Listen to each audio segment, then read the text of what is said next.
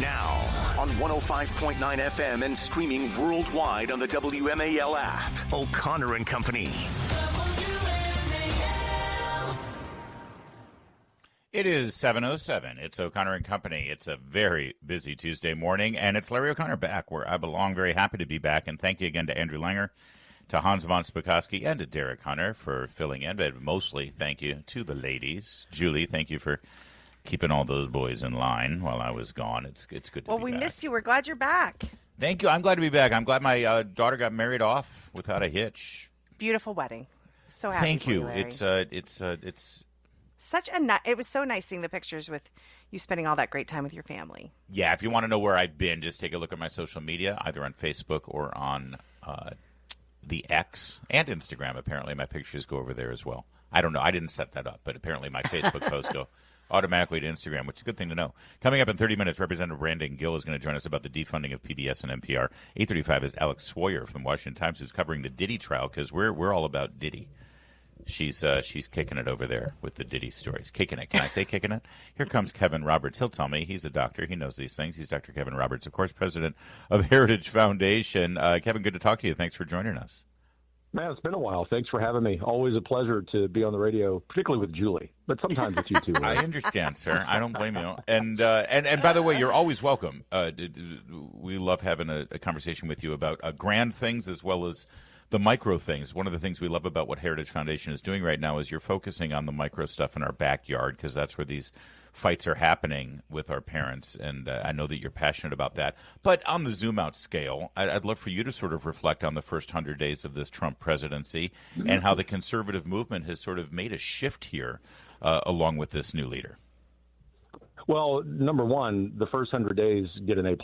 You know, as a lifelong conservative, I've been waiting, even during the Reagan years when I was an adolescent, for a conservative president who would have the vigor and the pace of FDR and his New Deal. In fact, we get the phrase first 100 days from FDR, and thankfully we have that in Donald Trump. Nothing against Ronald Reagan, obviously, but what Trump is proving to us is what we've been saying often when we've had conversations on this show, that when conservatives are in power, they need to wield it. It needs to be legal and constitutional and all of those things, which this has been.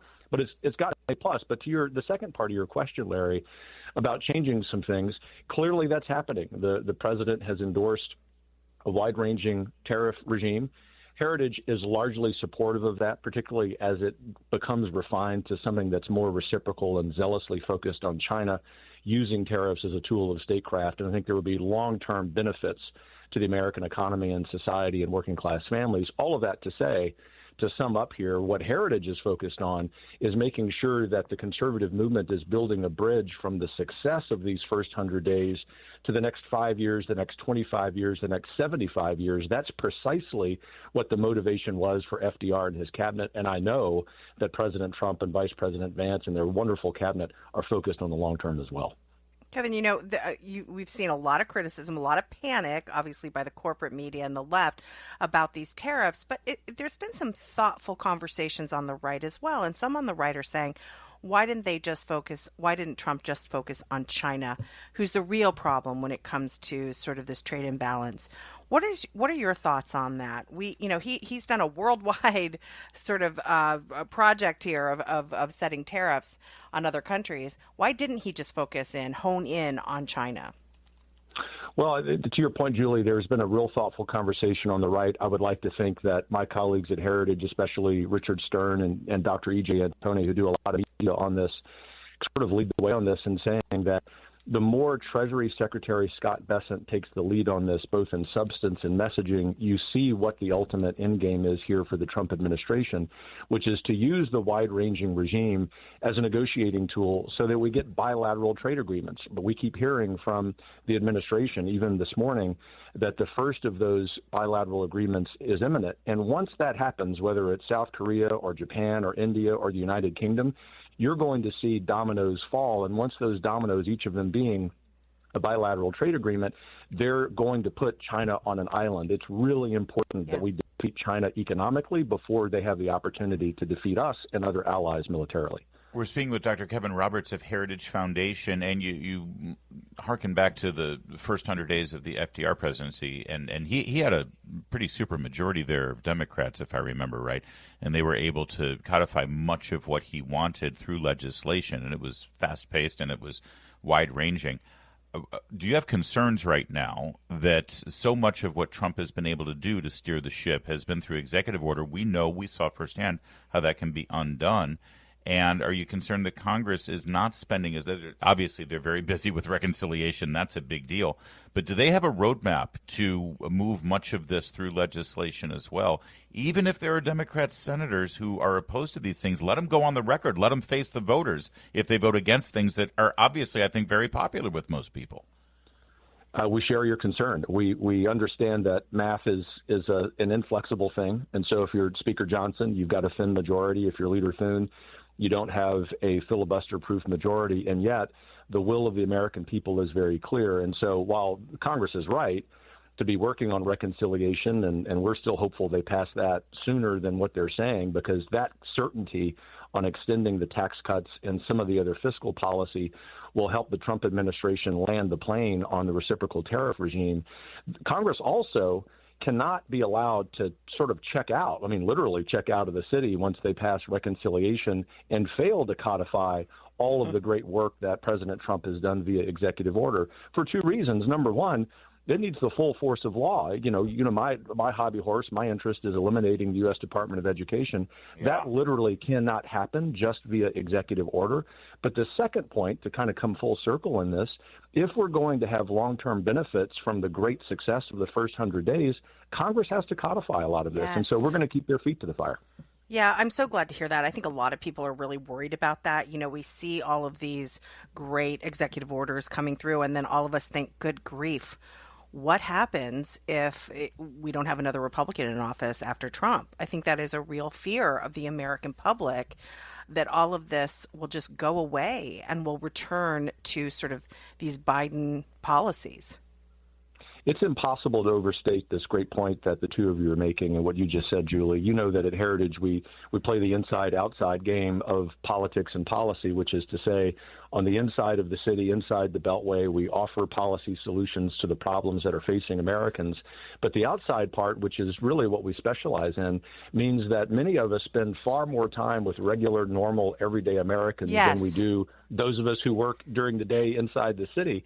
And the normal, everyday Americans, regardless of which political label they identify with, are saying, we want these reforms that we elected Donald Trump to implement to become long-term. And it's imperative that Congress stop playing the game of calendar and slow-walking things in order to get the will and the work of the American people done.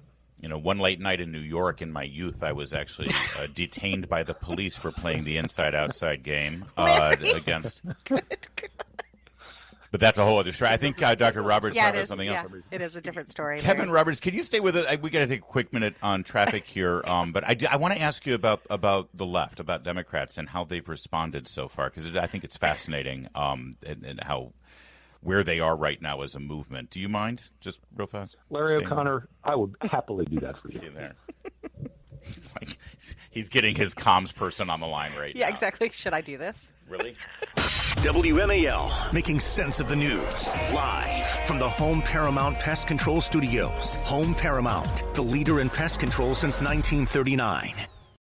O'Connor and Company, we continue with Dr. Kevin Roberts, Heritage Foundation. It always amuses me that there's a certain contingent of people in the so-called conservative movement, but I'm sort of dubious of many of them now based on some of the positions they've taken in recent years.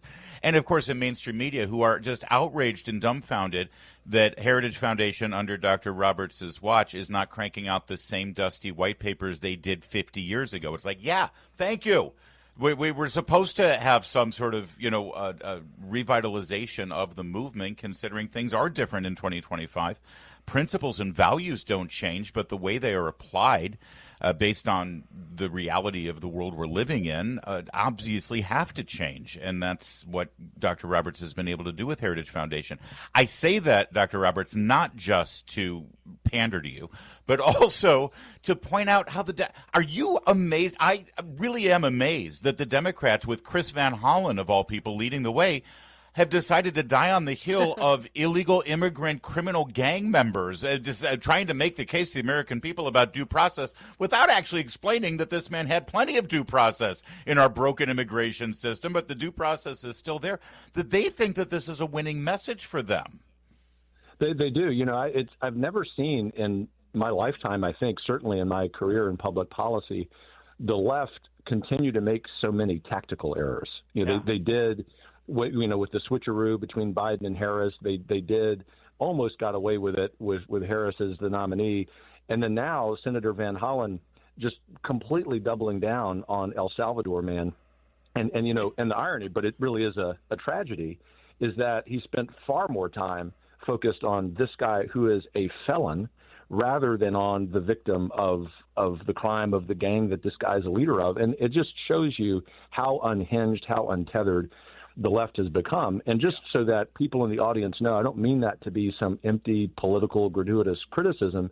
You know, Larry, one of my political heroes, even though I disagreed with him on a lot, was former Senator Daniel Patrick Moynihan. I mean, where are the Moynihans for the left of center folks? Right. Thoughtful, erudite, you know, very learned folks who could have a substantive disagreement. And the answer to that is they aren't around, not even among U.S. senators. And so I think the left is in real dire straits here, which is all the more reason, continuing the thread from the first segment, for us on the right to put pedal to the metal on this Trump agenda, to say, darn the torpedoes, we are going to be on offense every day, which we are at Heritage, not just for the next 100 days or the next year, but for the next 100 years. This is our opportunity. Kevin McCarthy, the other Kevin, was on Bill Maher the other day, and he said the future of the Democrat Party is David Hogg, which I totally agree with. And people like Jasmine Crockett. There was recently this photo spread of these extreme leftists in their homes, showing Soros and Huma Abedin, in these weird olive green matching outfits, in the skyscraper on the Manhattan. Yesterday, Kamala Harris went to the Met Gala, and the official Democrat Twitter page tweeted it out. Like, they're sitting there wondering how do we attract middle Americans? Oh, I know. We'll tweet out a picture of Kamala at the Met Gala. They cannot connect.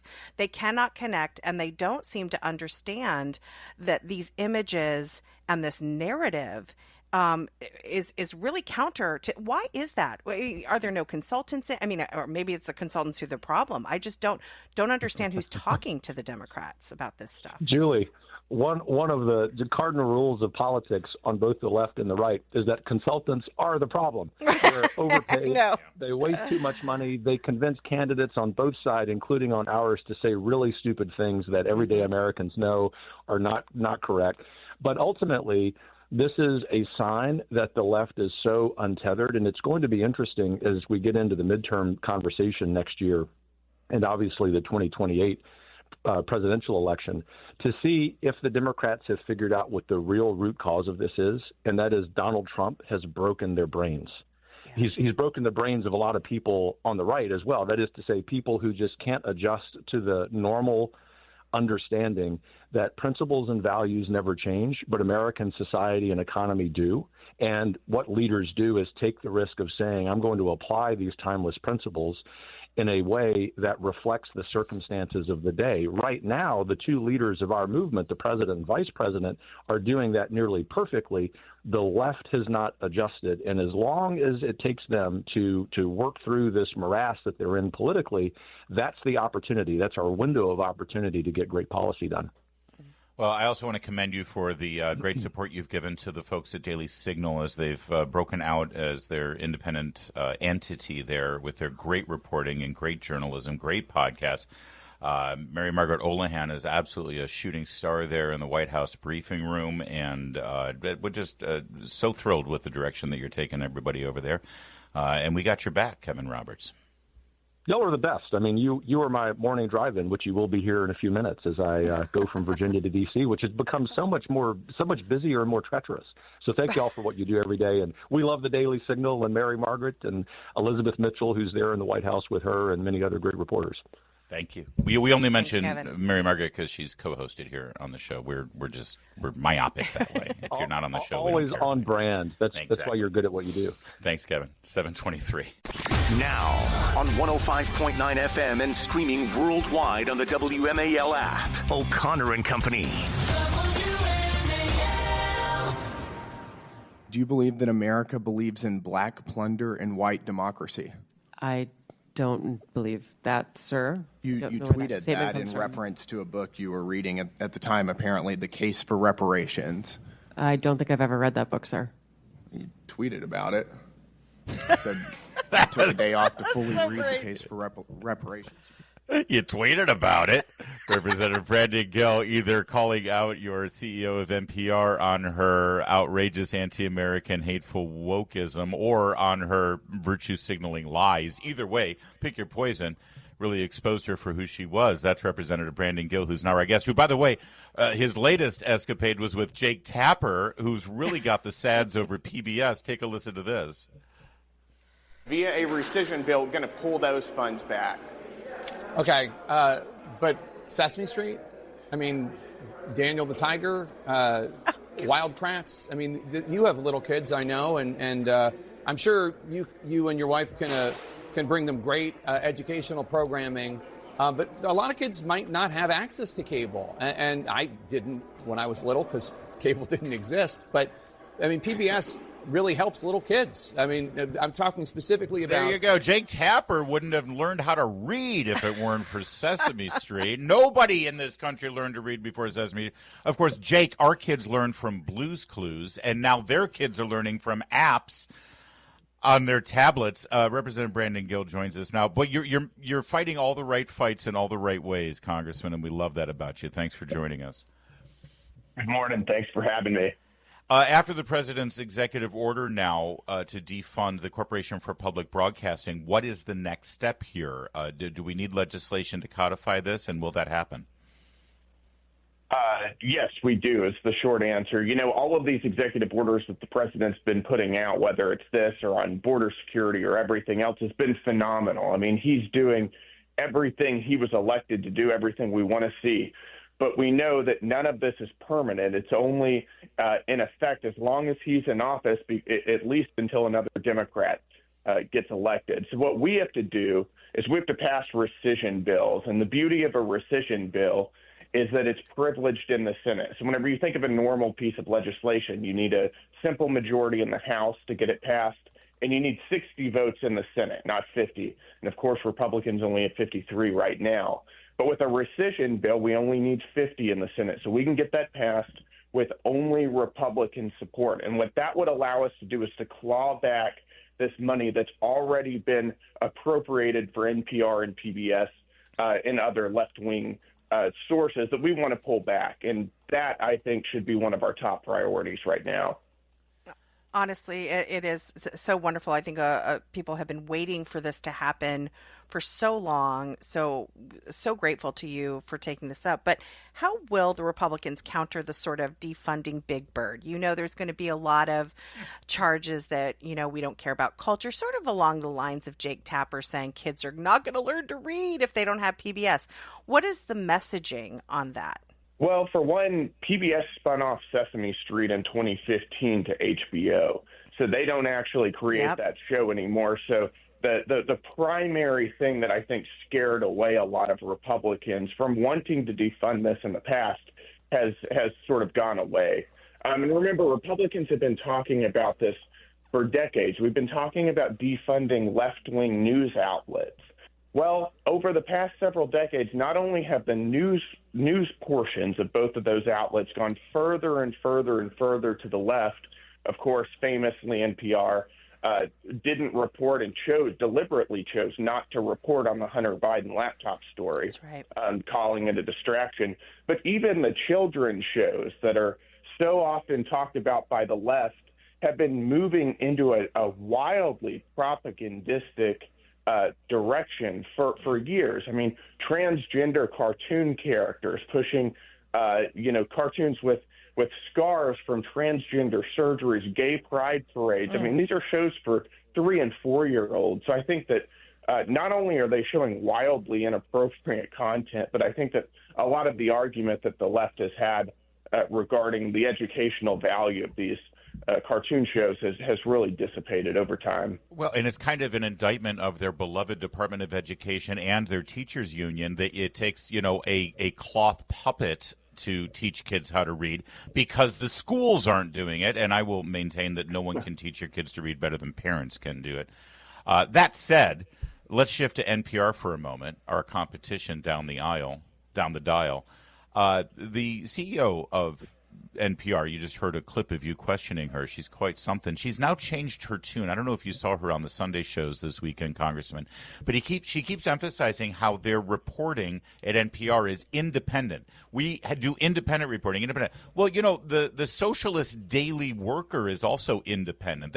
That's an interesting turn of phrase. No one's complaining that they're independent, are they? That's not the criticism. No, the criticism is that they're far left. During our hearings, one of the things that was revealed was that in the NPR newsroom, there's something around 80 out of 80 or somewhere in that ballpark of their reporters were registered Democrats or left-wing people. I mean, that's astounding. There's nothing independent about that. But even more fundamentally, don't tell me you're independent and then ask for government money. Right. You're not independent if you are, by your own admission, reliant on funds from taxpayers. We don't need state-sponsored media in the United States. China and North Korea have state-sponsored media. We don't need that here. Public Broadcasting Act of 1967, which funded the Corporation for Public Broadcasting, which then in turn partially funds NPR, says specifically that they must, and I'm quoting the law now, have a strict adherence to objectivity and balance in all program or series of programs of a controversial nature, unquote. Based on your viewing of NPR and PBS's content, are they following the law? Absolutely not. And, one of the things, the way their funding was created here was that we typically appropriate funds 2 years in advance. And the idea is, to your point, that these are independent news agencies that are unbiased, and we don't want them to have any kind of political pressure from politicians in Washington. So we'll give them money 2 years in advance. It's harder to impact their news coverage. But all we've seen from them is left-wing story after left-wing story routinely denigrating conservatives and Christians and Republicans, attacking my side of the aisle and propping up the other side.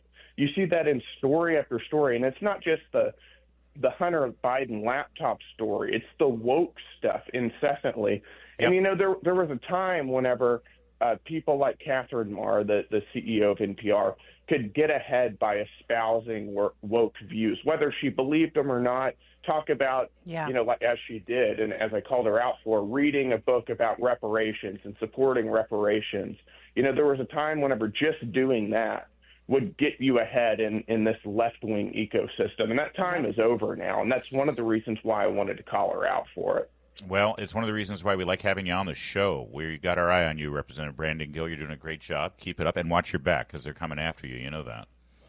They absolutely are. I appreciate it. Thank you. Right, it's 7:45. Chris Plant, weekdays 9 to noon on 105.9 WMAL, making sense of the news. It was the Met Gala last night, where I still don't understand exactly what this is, other than people just show up and dress in funky clothing. But did they do something? Does anything happen at this thing, other than the red carpet? It's funny. I don't know. I think the red carpet is kind of the thing. I'm sure they have a dinner. Yeah. Maybe they have a presentation. I don't know if there's awards. But again, the red carpet, that walk up the stairs is kind of the big deal. Yeah, well, and Diana Ross did it wearing a dress that had a train the size of a football field. That's a woman her age pulling what must be like a 300-pound dress it's up. It's a little much. Well, it's Diana Ross. Yeah. All right. Vera Wang was there. She looks like the crypt corpse. keeper. Yeah, this was bad. It's perfect. She's 75 years old. Vera Wang is a fashion icon, but she's wearing a handkerchief on a body that it's like skin hanging off bones. And you know why? Because she's 75 years old. Okay, yeah, then cover up. Then there's Kamala Harris. So Kamala Harris, how do you describe this? It looks like, you know, in New York you can get they did a Seinfeld episode on the black and white cookies, right, where it was like half black, half white. Yes. And which she is not. She's half black, half Indian. But her husband is all white, and she looks like a Dalmatian. Okay, it's Cruella de Vil without the spots. And the white hair. Yeah. And the white hair that we know of. Well, she could dye her hair. We don't know. Who am I to judge? Right. Well. Anyway, she was there because she's a celebrity. A black and white cookie. A black and white cookie. That's actually better. It is right. one of the. It's like one of the cookies. Yeah. It's like half black, half white. There's her arm, her right arm, and part of her dress. I don't know. Yeah. It's an attractive shape. I mean, my goodness, she actually looks normal compared to some of the weirdos on that red carpet. That's true. It is a little understated. Serena Williams, apparently, she's all silk with a silk coat and a silk. I don't know what. It's just a whole lot of silk. The dry cleaning bill is going to be insane.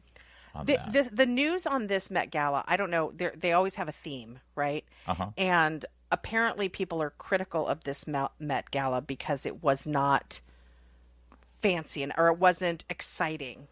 A lot of people are saying that and look, it is a lot of black and white and sort of.